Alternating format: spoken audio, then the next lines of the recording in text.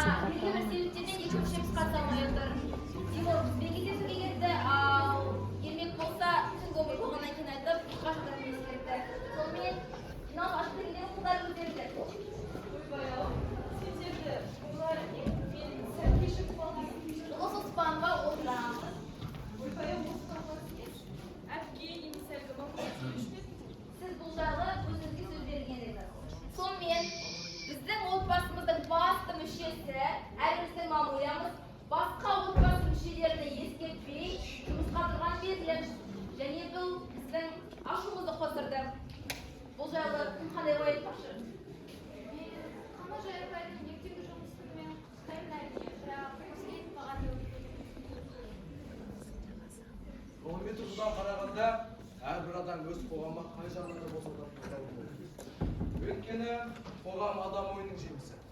Қол еңбегі мен ой еңбегі арасындағы айырмашылық жойылып, еңбектің польза деп қарауға келе жатқан психология тұсында. Сіз айтып болыңызшы. Сіз ғылыми конференцияда отырған жоқсыз ғой? Ол кісінің жұмысқа орналасуы заңды, бірақ біз үшін түк күтпеген жай. Демек, біздің семьяда шығын көп, кіріс аз деген сөз. Бұны біз өз семья арамызда шешуіміз керекпіз. Болдыңыз ба әйтеуір? Онда отырыңыз. Міне қақпайды. Сендер менің жұмысқа орналасқанымды намыс көріп отырған екенсіңдер. Жоқ. Бұларың дұрыс емес. Мен сонда не төрт қабырғаға қамалып отыра беру керек пе? Жоқ, сіздің кондуктор болған дегеніңіз мүлде ұнамады. Ай, бұл дұрыс емес. Жұмыстың жаманы жоқ қой. Еңбек жаны ресейді.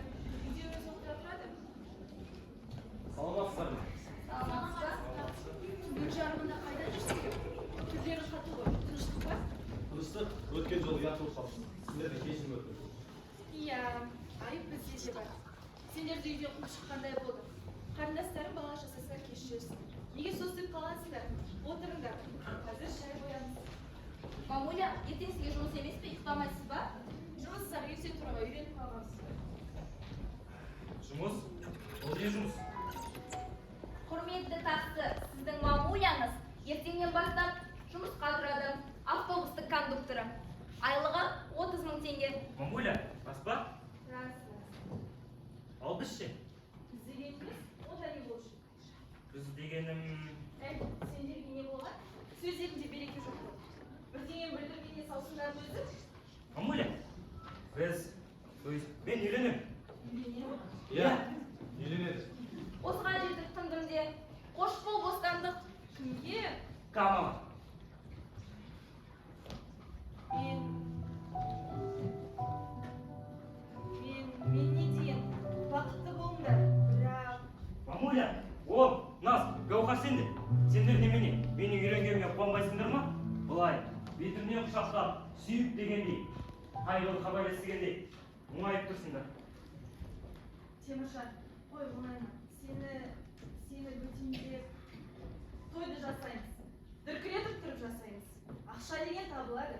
Менің бұл сұрақты ақшам бар. Бұл сұрақ? Бос сұрақ ол шек. Залын қарашы өзінің. Теміржан, қой болды, көтер басын. Сендер тоқтатыңдар күлкіні. Енді ағаның алдынан өткен дұрыс болар. Мен өзім де солай етейін деген батылым жетпеді. Оң, рұқсат бересің ба? Отбасы кішігірім мемлекет. Оны басқару үшін жай махаббат жеткісіз. Отбасы басшысының бойында көрегенділік, мейірбандылық және де басқа да компоненттер болу керек.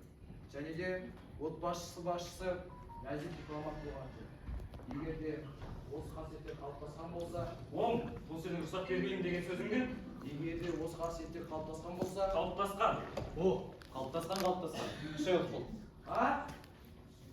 бұндай жағдайда мен өз тарапынан келісімді беремін.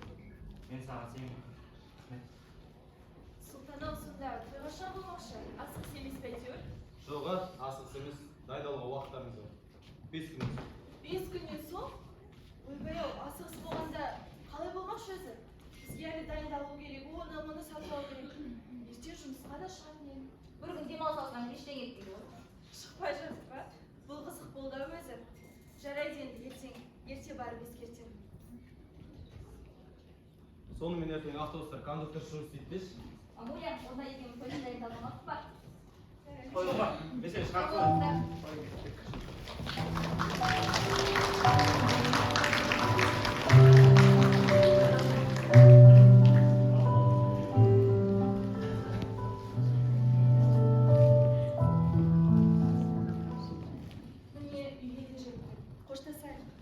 қаншама күн жолыңды күткенде маған арнаған осы бір-ақ сағат болғанына тағы да біраз жүріп қайтайық. Менің әлгі сөзіме әлі жауап қатқан жоқсың ғой?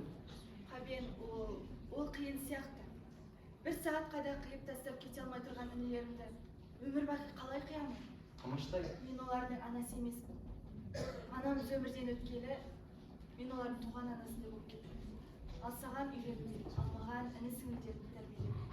сен жасыңа жетпей егделікке бой ұрмасаңшы, кәдіп қайда ашар дейсің? Мен сені түсінемін, бірақ амалым не? Үйдегі төрт азамат болмай жатып, өз басымның қамын ойлауға хақым жоқ. Өз жөнін тауып әке кетті, талқаны таусылып шешеларымыз сол кетті. Ал енді мына төртеуі маған аман. Үйдегі інілерім шығып қалса ұят болар. Сен қайта бер. Ертең жұмысқа да шығуым керек. Ой, тірлік деген бастан асып жатыр. Жұмысқа өзіме орналастыратын едім ғой. Егер сен жұмысқа орналасырсаң, мен саған борышты болып қаламын. Тұрмысқа шықпаймын деп айту қиын болып қалатын сияқты. Бәлкім, тағы да ойланарсың. Болған болсын. Мен тағы біраз күте тұрайын. Жоқ, күтпей ақ қой. Сау бол, Қабен.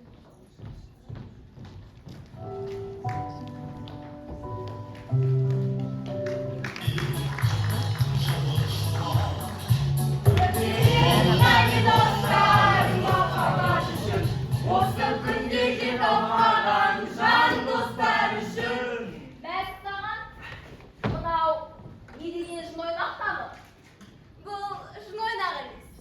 День хорошего настроения. Жоқ жерден мереке ойлап табатын данышпан екенсің деп ойлаймын. Біле білген адамға деннің саулығында өтіп жатқан әрбір күн мереке. Дұрыс, билеңіз. Сіз осылай билеп, әрбір үйді аралап, жігіттермен секеңдеп жүріңіз үшін арғы аталарыңыз майданда шайқасқан ғой. Билеңіз. Нәзира, қойсаңшы. Теміржанды тағы да ренжітіп аламыз ғой. Әпке, енді не? Теміржан үйінде бәріміз үйден беземіз бе? Ертең үйден беземіз бе? Теміржан, тоқтат енді.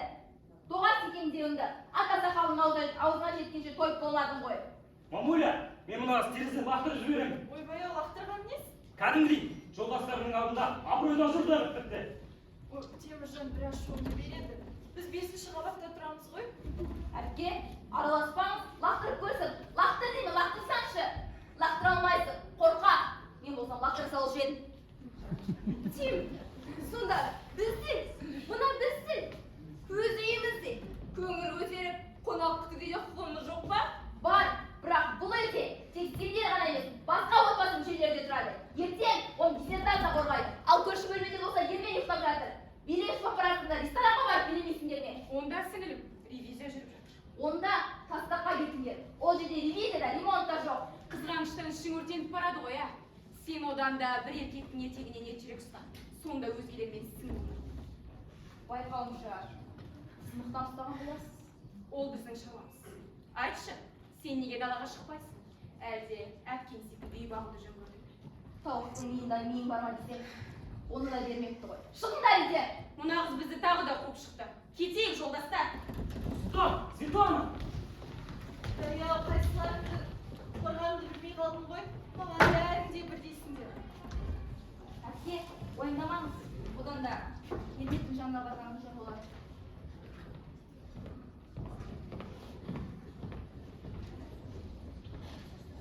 Жоқ кетіп қалған ба не? Біз сені жұмыс істеп жатыр ма десек, құттап келгеннен саумысың.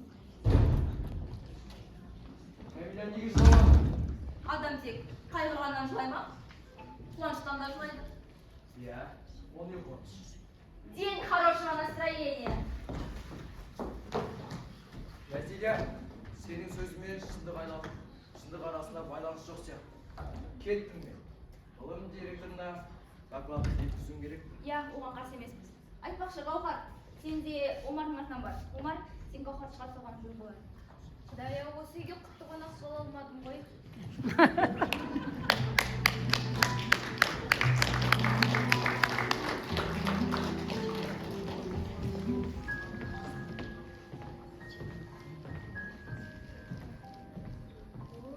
Бақыт деген осал деймін, а, Қамажай? Аналарың той құтты болсын. Бәрін жеткіздің, бәрін өсірдің. Азамат деген сендей ақ болсын, Қамажай. шығып жатыр. келеді ғой. Қара жанына оларды қайда жіберіп дейсің? Қамажай, өз дегенді орнат бәрін жеткізіп. Қарашы. Омарың ғалым, Тимурың бригадир, Нәзиляң мұғалім, Әуелбегің оқушы.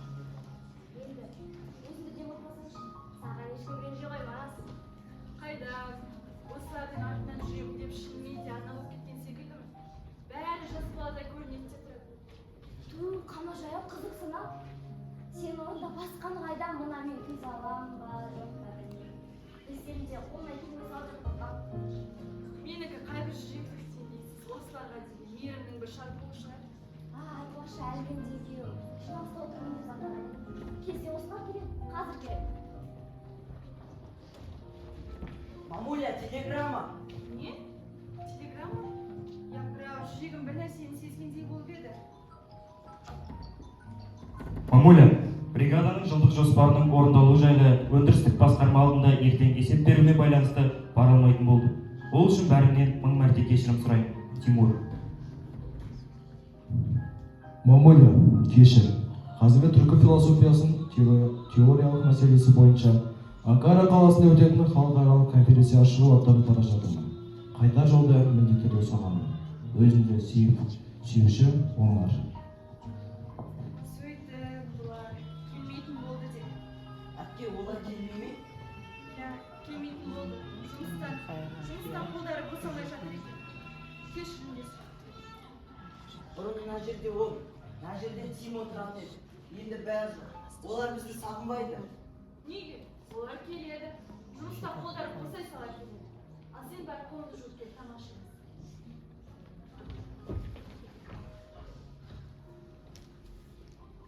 Олар әлі келген жоқ. Қайтеміз енді? Өзіміз бастай берейік. Ойбай-ау, саған не болған? Қазір бәрі жиналады. Мен күйеуім де келеді. Келсе келе жатар. Төбет. Ермекжан, есікті ашшы. Мамуля, сүйінші, бәрі келді. Ойбай-ау, кім келді?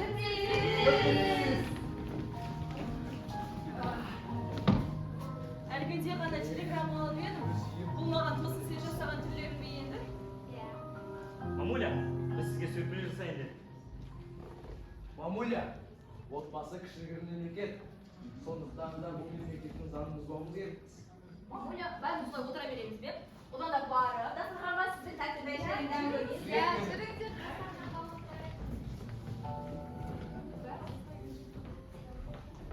Бүгін сондай бақытты болып тұрғаным, қасында бауырларым. Менен асқан бақытты әпке жоқ шығарсың.